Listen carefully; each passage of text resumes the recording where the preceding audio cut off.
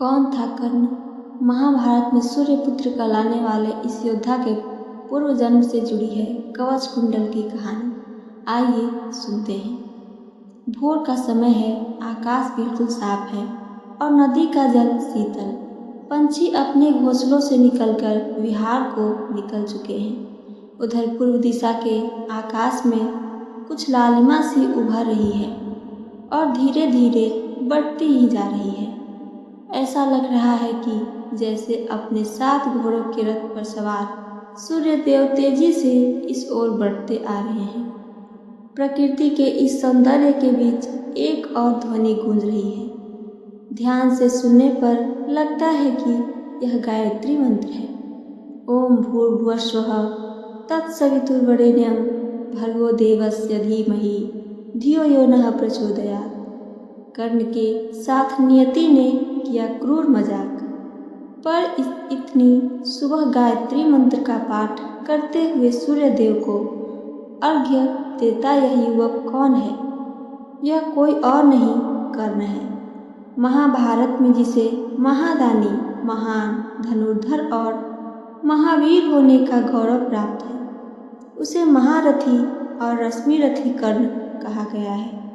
कर्ण महाभारत का एक ऐसा पात्र है जिसके साथ नियति जन्म से ही क्रूर मजाक शुरू कर देती है।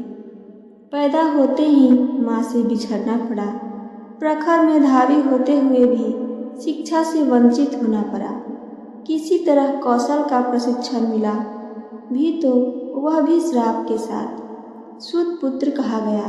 प्रेम में भी छल, विवाह में भी छल, रण कौशल में भी छल, और जब अपने जीवन का सबसे जरूरी युद्ध लड़ने खड़ा हुआ तो जीवन ने फिर छला।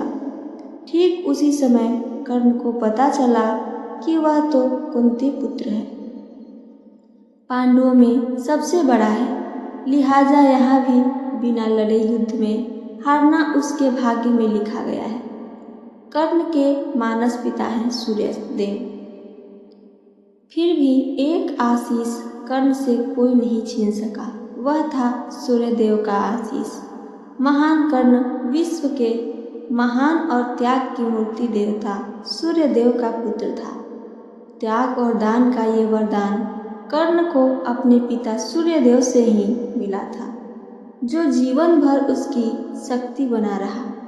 सूर्यदेव सिर्फ वेद पुराणों में ही नहीं शामिल हैं, बल्कि रामायण और महाभारत जैसे महाकाव्यों में भी वे प्रमुख किरदारों के रूप में शामिल होते हैं। श्री राम का तो जन्म ही सूर्यवंश में हुआ था, तो वही महाभारत में वह कर्ण के मानस पिता के रूप में दिखाई देते हैं। कैसे हुआ कर्ण का जन्म, आइए जानते हैं। कुंती ने जब ऋषि दुर्वासा से देवहूति मंत्र पाया था तो सिर्फ परीक्षण करने के लिए उन्होंने सूर्यदेव को बुला लिया, लिहाजा उन्हें बिना विवाह के ही मां बनना पड़ा था। इसी लोक लाज के कारण कुंती ने अपनी पहली संतान कर्ण को जन्म के बाद ही गंगा में बहा दिया, जो कि बाद में दानवीर कर्ण के नाम से जाना गया। कर्ण के जन्म का रहस्य भी पिछले जन्म में सूर्यदेव के एक वरदान में ही छिपा हुआ है। कर्ण का जन्म होना और जीवन भर यातनाएं भोगना भी उसके पूर्व जन्म का ही एक फल था। अमर रही कर्ण की दानवीरता। कर्ण का अंत भले ही महाभारत में हो जाता है, लेकिन उसकी दानवीरता अमर रही है।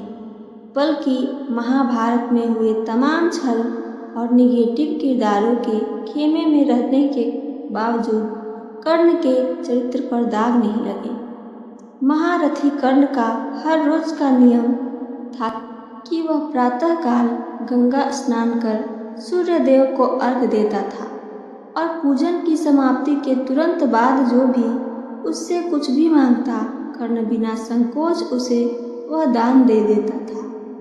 कई बार यही नियम उसके खुद के लिए प्रतिकूल भी साबित हुआ, बल्कि ये जानते हुए भी कि नियम उसके प्रतिकूल हैं, लेकिन खुद जलकर सारे संसार को प्रकाशित करने वाले सूर्य का पुत्र कैसे अपने नियम से डिग जाता है। लिहाजा कर्ण ने भी कभी अपना नियम नहीं भंग किया। इच्छा हो तो शीश काटकर पद पर यहीं चढ़ा दूं, या यदि साथ लिया चाहे जीवित संदेह मुझको ही, तो भी वचन तोड़कर होगा नहीं विप्र का द्रोही। चलिए साथ चलूँगा मैं साकल्य आपका ढोते, सारी आयु बिता दूंगा चरणों को धोते धोते। कर्ण की ये शपथ सुनकर ब्राह्मण ने धीरे से कहा, मुझे आपके कवच कुंडल चाहिए।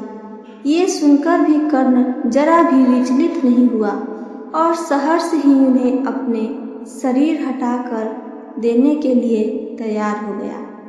कवच कुंडल दान कर देने के बाद उसने कहा भी, मैं जान गया हूँ कि आप ब्राह्मण नहीं हैं, देवराज इंद्र हैं, लेकिन मैं आपका धन्यवाद ही करना चाहता हूँ कि आपने मुझे सामान्य मनुष्य बना दिया।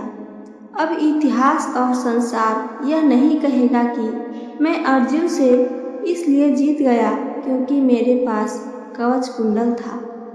आपने मुझे समानता के लिए के पद पर ला दिया है। मैं ही था अपवाद, आज वह भी विभेद हरता हूँ। कवच छोड़ अपना शरीर सबके समान करता हूँ। अच्छा किया कि आप मुझे समतल पर लाने आए हैं। हर तनुत्र दैवीय मनुज सामान्य बनाने आए। अब ना कहेगा जगत कर्ण को ईश्वरीय भी बल था। जीता वह इसलिए कि उसके पास कवच कुंडल था। परीक्षा लेने श्री कृष्ण गए थे। उन्होंने ब्राह्मण वेश बनाकर अपनी गरीबी दूर करने के लिए कर्ण से कुछ स्वर्ण मांगा। तब कर्ण ने मरते मरते भी अपना एक दांत उखाड़ दिया, जो कि सोने की दांत थी। वो कर्ण में था अपार बल। आइए आगे जानते हैं और भी कर्ण के बारे में। दानवीरता के साथ साथ कर्ण के बल की भी अपार सीमा थी। कर्ण अर्जुन युद्ध हो रहा था। अर्जुन अपने एक बाण के प्रहार से कर्ण के रथ को कई हाथ पीछे धकेल देता है, जबकि कर्ण जब अर्जुन के रथ पर वार करता हो तो वह 3-4 अंगुल ही पीछे जा पाता है। इसके बावजूद कृष्ण लगातार कर्ण के बल की प्रशंसा कर रहे थे और अर्जुन से बार बार कह रहे थे कि और प्रयास करो। इस पर अर्जुन पूछता है कि कर्ण तो हमारे रथ को जरा सा ही हिला पाता है और आप उसकी प्रशंसा कर रहे हैं। तब कृष्ण कहते हैं कि अर्जुन, तुम्हारे रथ पर धर्म है, ध्वजा पर चिन्ह रूप में खुद वीर हनुमान है, जो साक्षात रुद्र हैं। तुम खुद इंद्र के अवतारी हो और इन सबके साथ तीनों लोकों, 14 भवनों और सभी कालों का भार लिए मैं खुद बैठा हूँ। इसके बावजूद वह कर्ण तुम्हारे रथ को 4 अंगुल पीछे धकेल देता है। क्या इस सामर्थ्य को तुम कम आंकते हो? युद्ध समाप्त होते ही क्यों भस्म हो गया अर्जुन का रथ? आइए आगे जानते हैं। कहते हैं कि युद्ध समाप्त होने के तुरंत बाद कृष्ण रथ सहित अर्जुन को लेकर एक सुनसान जगह पहुँचे और अर्जुन को जल्द ही रथ से कूदने के लिए कहा। इसके तुरंत बाद कृष्ण भी उतरे। जैसे ही कृष्ण रथ से हटे, एक भयंकर विस्फोट के साथ रथ में आग लग गई और वह भस्म हो गया। अर्जुन यह देखते ही रह गए। तभी वहाँ हनुमान जी प्रकट हुए और केशव से क्षमा मांगने लगे कि वह रथ को केवल इतने दिन ही संभाल सके, क्योंकि यह रथ टूट गया था। अब अर्जुन ने कहा, रथ टूट गया था, यह तो अभी भस्म हुआ, पहले तो ठीक था।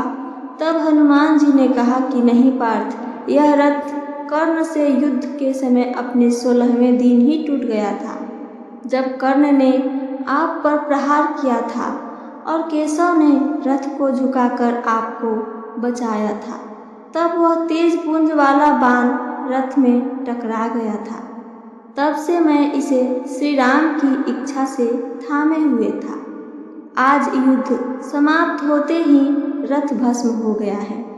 ये थी कर्ण की वीरता, उसकी दानशीलता और उसके सूर्य देव का अंश होने का प्रभाव। कर्ण ने गायत्री मंत्र को सिद्ध कर लिया था। देवी गायत्री का यह मंत्र असल में सूर्य देव का ही मंत्र है, जो हमें सतमार्ग पर चलने की प्रेरणा देता है। इस मंत्र को ऋषि विश्वामित्र ने प्रकट किया था और उन्होंने सूर्य देव की आभा में ही गायत्री देवी को पहचाना था। कर्ण की यह कथा मानवता के लिए प्रेरणा है और युगों युगों तक मनुष्यों को परहित के लिए प्रेरित करती है और करती रहेगी। तो ये थी मेरी आज की कथा और इससे जुड़ी जानकारी। अगर मेरी कथा आप सबको पसंद आई हो तो चैनल को सब्सक्राइब करके वीडियो को लाइक करना ना भूलें। साथ साथ अपना एक प्यारा सा कमेंट करके हमें ज़रूर बताइए। सुनने के लिए धन्यवाद। जय श्री कृष्णा। राधे राधे।